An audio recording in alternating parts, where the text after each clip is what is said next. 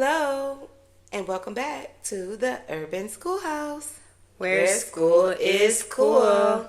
I am Chelsea Weisinger, and Ebony Weisinger. and today we are going to be talking about scholarships, just everything about scholarships, where you can find them, how to apply, how to stay organized and diligent, and the different types of scholarships as well, and how to stand out in your applications, because I feel like with scholarships, that's the most important thing. The whole premise is like, why do you deserve this? What makes you different from the other applicants?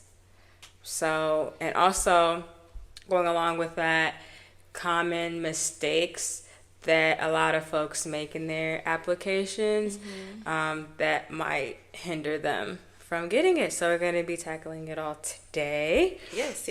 Scholarships are generally for high schoolers, so this episode is probably going to be for a high schooler. So if you know a high schooler who is searching for scholarships at this time or applying for a scholarship, then this episode is probably going to be for them.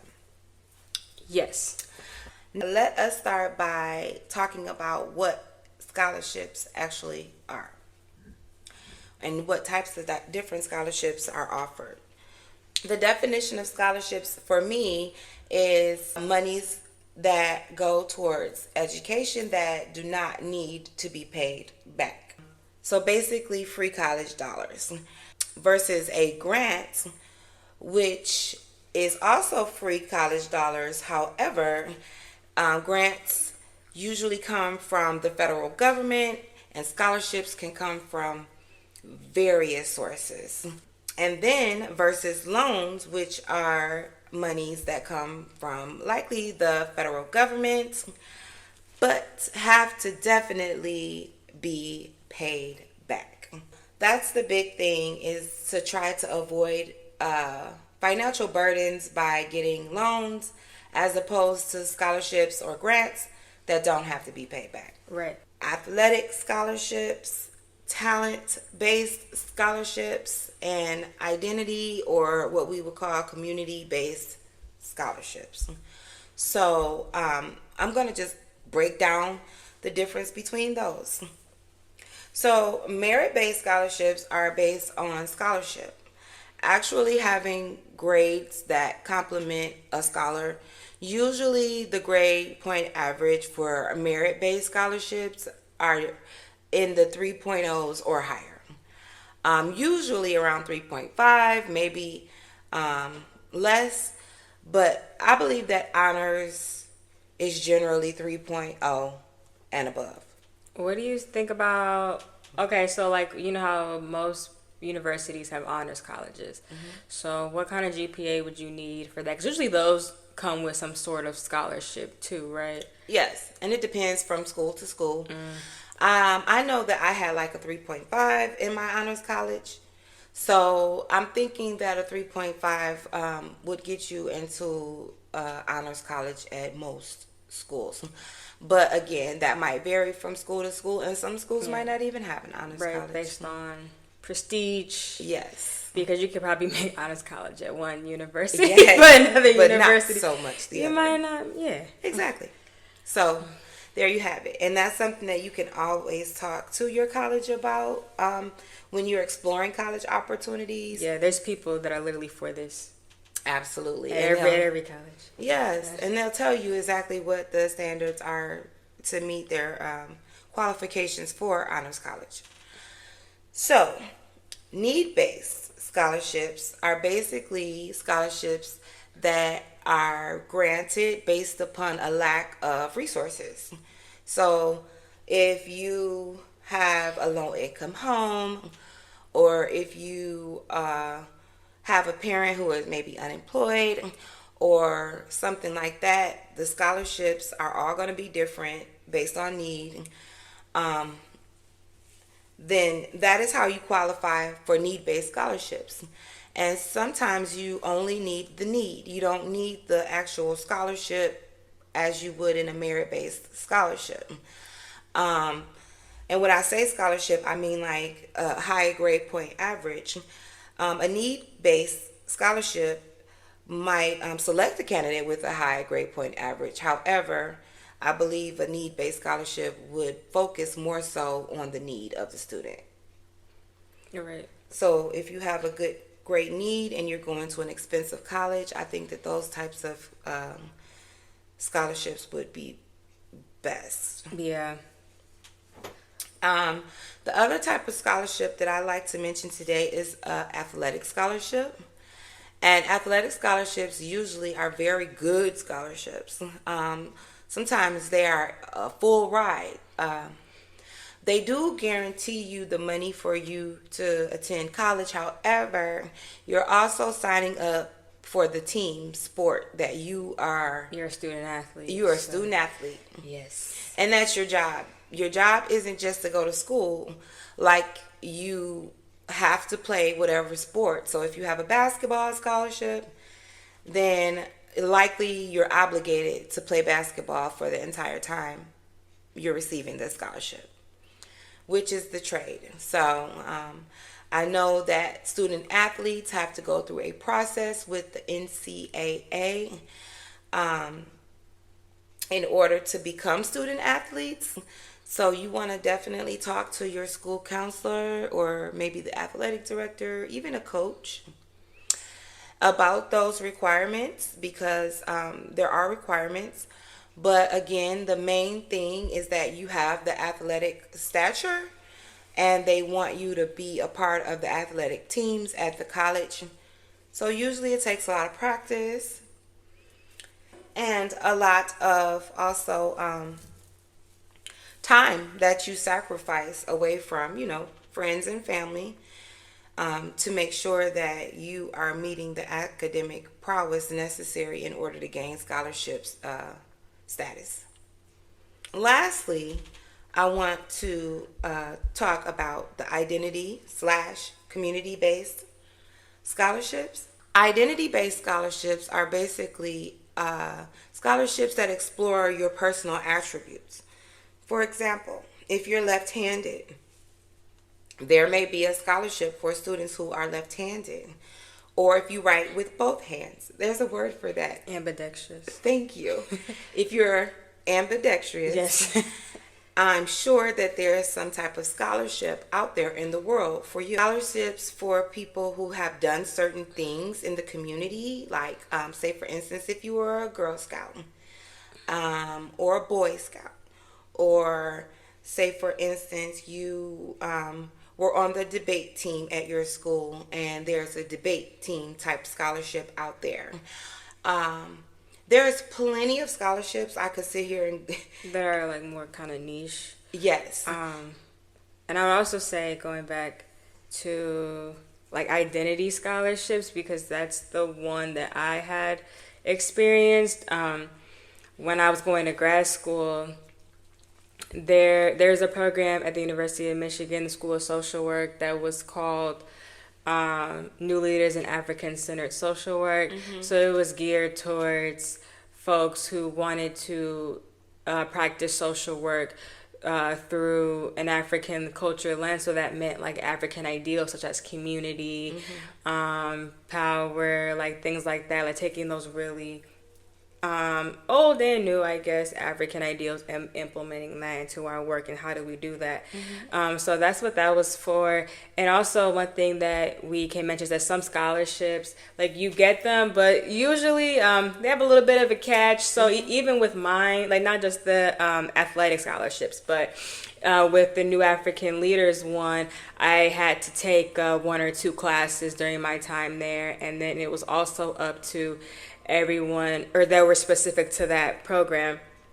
And then everyone who was in the program also had to be involved with the student-led organizations. So we had Association of Black Social Workers, and then it was another organization called Black Radical Healing Pathways. Mm-hmm. So because we were recipients of this scholarship, we had to basically run those programs, those organizations, and put on different events and things like that. I did the Association of Black Social Workers one.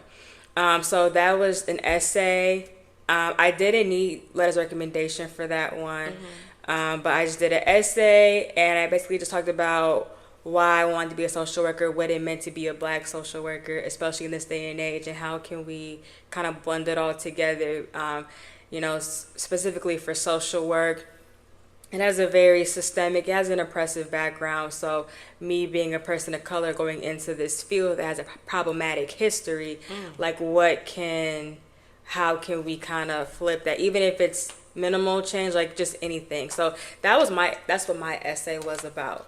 But there's a lot. Like most schools, they'll have like people of Jewish heritage, Asian American, Pacific Islander. They might have Indigenous. They might have LGBTQ plus.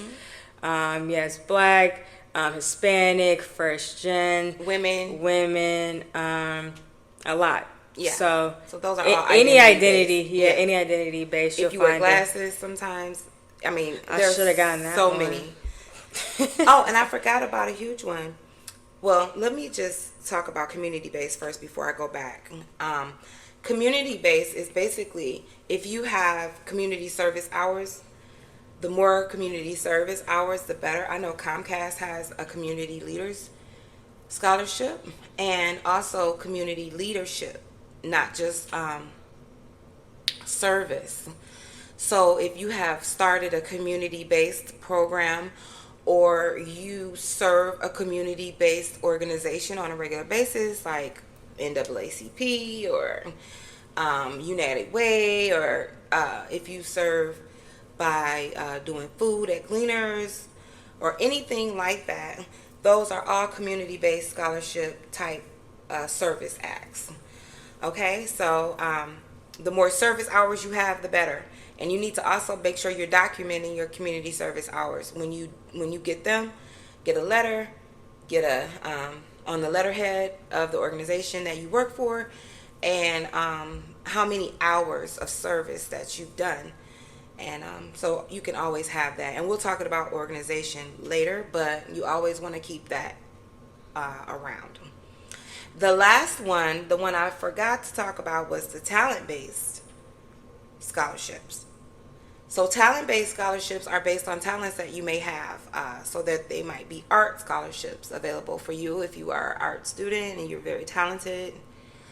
Or if you are a student who, like I did say debate, so that could fall up under that. If you're talented in some type of area in school. What other areas? Dance, scholarships, art, choir, drama, band, absolutely, drumline, something like that. Yeah. So if you've developed talents and you've been doing something since you were a small child, and you know that you're talented and you know that you have a competitive edge, there are scholarships that you could look at based off that. So that's good. Chelsea was a dancer, so I was kind of hoping that she would go to college and still dance, but that pretty much ended in high school for her, even though she did do some dancing in college. So those are the type of talents that you could explore. The next section is about where to find scholarships. So where do you think students could look to find scholarships? The first place I would go is probably just probably the school's website. They usually have scholarship. It's usually just right there. That's right. But then while you're in high school still, definitely connect with your school counselors, which is what my mom does. And that is where they probably know a bit about where to find them. And again, going back to like the niche ones, I feel like they usually have a good grasp on those. And then you can also just contact whatever schools you're looking at. Definitely. And talk to someone who works with scholarships. Find the person that deals with the money. Yeah. And then you talk to them. Also, I feel like if you kind of connect with the people at the scholarship office or whatever it's called, then when your application does roll through, they might start recognize you, which can be a little boost. So definitely do that. You can also probably just Google it. Definitely, those are all good options for students. Or just like if me, I could look up like college scholarships for Black girls who are seniors. I don't know if you want to do like identity based or Or you something can do like that. English major or Yeah. Oh yeah, for different majors for uh-huh. sure. They do, especially like girls in STEM. Oh yeah, that's a big one. It's a huge one. If you're going into engineering or math or science, definitely look at STEM um, scholarships, especially if you're a black girl. So, some other popular ways that students find out about scholarships is different websites that are out there. And so, when we do our resources, we'll post the different websites that we talk about today. But FastWeb is a great website for students to sign up for in order to get scholarship information emailed to them, which is really good because it's not like you're dedicating one day to looking at scholarships. You get to look at them as they actually come out because they email them to you. So if you sign up on FastWeb, then scholarships can come to your email. And then you'll have different ones to look at on a continuum while you are applying. So FastWeb is FASTWEB.com. And then there's also scholarships.com. That's pretty straightforward. You can go on scholarships.com and there's interest inventory where you can take little quizzes and then they'll help you find scholarships that suit your needs and your abilities and just where you are as a student. There are so many different types of scholarships. I cannot stress that enough. I don't want students to ever believe that they can't find a scholarship. No matter what your situation is, there is a scholarship for you, even if it's a small scholarship, and we'll talk about that more later. And then also College Board, which has an immense amount of information for students. On the College Board's website, you can find out about SATs, also advanced placement exams that we've talked about here. And then there's also a place for find scholarships. And the College Board website is involved, so you would want to like to spend a lot of time, a little bit of time, chunk of time on that, reading through it and finding out all of the advantages from it, not just the scholarships, but different information and tips as far as your testing on the, no, I'm saying SAT exam, not ACT exam. With those three platforms out there, those are ones that students can go to immediately and help themselves find scholarships to apply for. Other options would include community-based organizations. Some parents belong to community-based organizations. Some students belong to them. Many community organizations do afford scholarships for students as they are looking to advance students, especially students of color.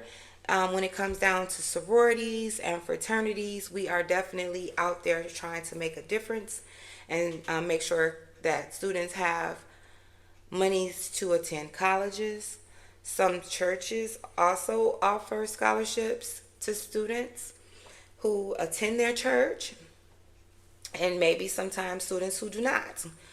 So you can also ask around if you do attend churches, or if you want to ask around at your aunt, your uncle's church, your godmother, your godfather's church, or just people you may know, not just your church. Because scholarships are all around you. You need to just be able to locate them. And also employers. Your mom or dad's employer may actually have scholarships. And some students have employers that also may have scholarships. Like if you work in McDonald's and you might want to ask about scholarships because they actually do I was have thinking scholarships. about McDonald's. Yeah, they do. They have a really good connection with college. Actually. Absolutely. Yeah. And many other employers too. So if you have a job, you should inquire as to whether or not your job has a scholarship. And I think that you could definitely benefit from that because scholarship committee may know you or your parent because it's a smaller pool of applicants, okay? So I think that those are some of the best types that you could apply for. Now let's talk about tips to avoid scholarship scams. What do you think? I don't know. because there are scammers out there. I'll just make sure whatever website you're on is legit. Make sure the requirements actually look legitimate. They're not asking for any like super personal information. Just Like your social security number. Yeah, something like that. Yeah, usually I feel like because most scholarships are also usually named after people, so you can look the people up, see if it was real, see if whatever mission they had, see if that was real. And they have scholarship recipients of the past. If Yeah. you look it up. Yeah, they probably have like videos or pictures or something like that, or they'll say like, oh, this many people, received this. So yeah, if there's like no background information, it doesn't end in .com or .org or what do colleges usually end with? Edu, something like that. Yeah. So I will look at the ending too of whatever website it is. That's good tips. Another tip is you are never needing to pay to apply for a scholarship. I think that's the biggest one. You're not paying to apply for a scholarship.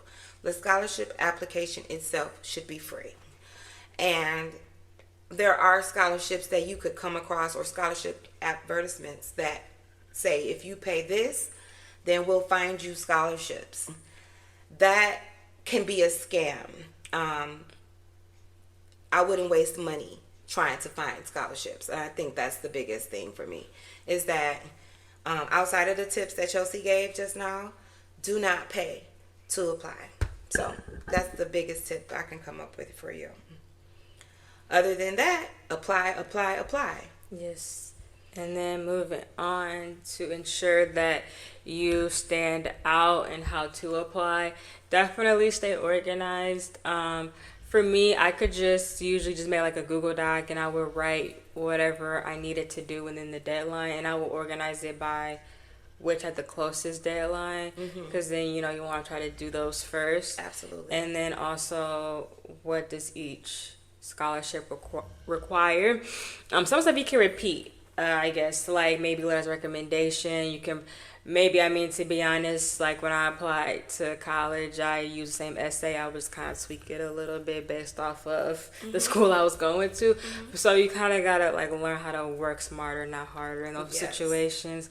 So yeah, you might be able to use like the same chunk of the essay, but maybe tweak it based off of what you're trying to go for. And I would save all of them, and I would give them all like different names so that I wouldn't mix up, any of the essays for a different school or a different scholarship. Writing strong essays, I would definitely start early and then kind of just tweak it over time because you might read something one day and it sounds super good. You read it a couple of days later, you're like, oh, this sounds horrible. And also make sure you get different eyes on it because what makes sense to you might not make sense like an outside reader. So you want to make sure that whoever reads your essay can fully understand what you're trying to get across. Like if you gave your essay to a stranger on the street, can they understand what you're trying to say? So I think that's pretty important too. Get different eyes on it, tweak it over time. Cool. And you have to be open to constructive criticism because when I was doing my stuff, my papers got torn apart, and I thought they were so good, and they were good, but it's just like, they could be how better. could it be better? Yeah.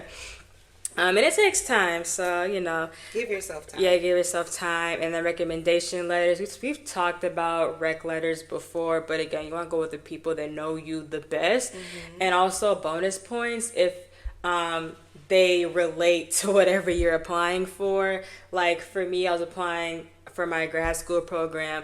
I had my professors from like my family studies classes because that's kind of the closest thing I had to social work. So people who connect to what you're trying to apply for that already have a job or experience in that field. That also looks good. People that know you as a person and as a student is best. Highlight extracurriculars, highlight leadership. Leadership is huge for like even the one I had new leaders, like you being a leader. Like most scholarships want someone who's going to represent the scholarship and in a good way and make other people want to apply to it, because even when you're doing the scholarship or when you're in the middle of receiving it, probably gonna make you do something to advertise for it. Like they want good people who have high standards, high achievement to represent scholarships so people apply for it. Absolutely. Because some scholarships people aren't applying, and the money might go away for whatever reason. If it's like a federal program, like McNair Scholarship is a federal program, so it's like if kids aren't applying for it, the money's not being used, they're gonna take it. So you want to make sure that's all good, and apply to multiple. Like, don't overwhelm yourself and shut yourself out. But what would you say is like a sweet spot number for scholarship applications? It's a numbers game. So since it's a numbers game, the more you get out there, the more the chances are that you will just do them. And honestly, there's no cap on the scholarship dollars. I mean, if you have the time, if you have the time and you need the money, I would say however many scholarships you can apply for. I wouldn't necessarily just apply willy-nilly. I would have a plan. I would apply to the ones I actually thought I could get. The ones that I actually meet the requirements for and maybe exceed the requirements for.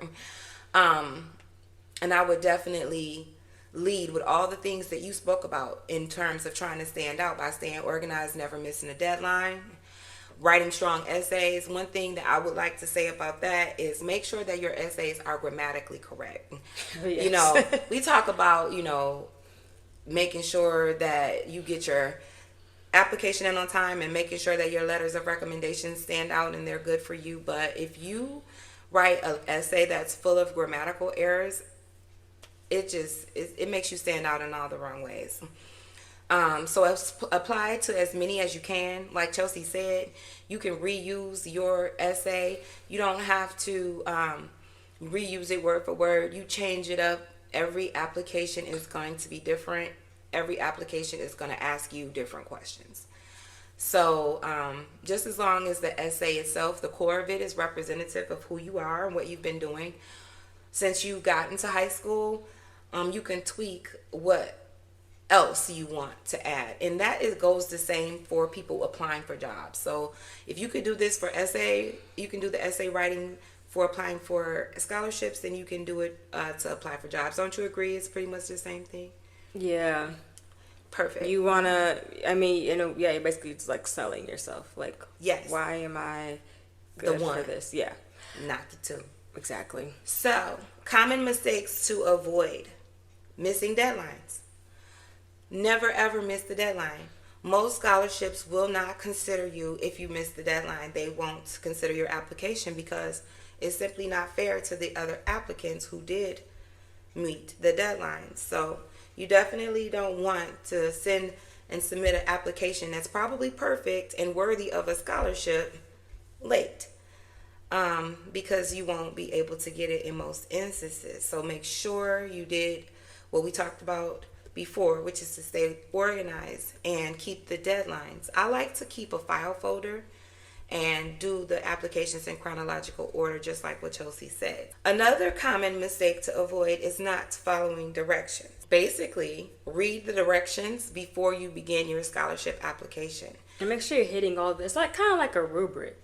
Make sure you're you're answering every single thing that they're asking you. Exactly. And if it's something that does not apply to you, don't just leave it blank. Actually indicate that this doesn't apply and why. Because skipping it may come across like you didn't complete the application or that you didn't know what to say. You don't want to appear like that. So if you have a question that is something that does not apply to you, make sure you indicate that on the application itself. Again, read the directions. Some applications will say black ink only. If it boils down to something that small, you would want to know that. You wouldn't want that to keep you from getting an scholarship money. So follow the directions. Another common mistake to avoid is reusing a generic essay. Now, we talked about reusing essays, but not generic essays. What's a generic essay? I don't know, because mine were not. Right. I don't know. Like what? A generic essay. You've probably seen more essays than me. A generic essay is something that you send to every. Unless you meant like the topic. Yes, Like that's why I was like, I don't know, like the a topic basic is a general topic, and you send that general topic to every application, no matter what they're calling for. Talking about something very generically, like not giving details, not exploring further. Diving deep. Yeah. Let's get deep. Honestly, a generic essay is going to not talk about who you are as a person, and it's not going to allow the reader to get to know you.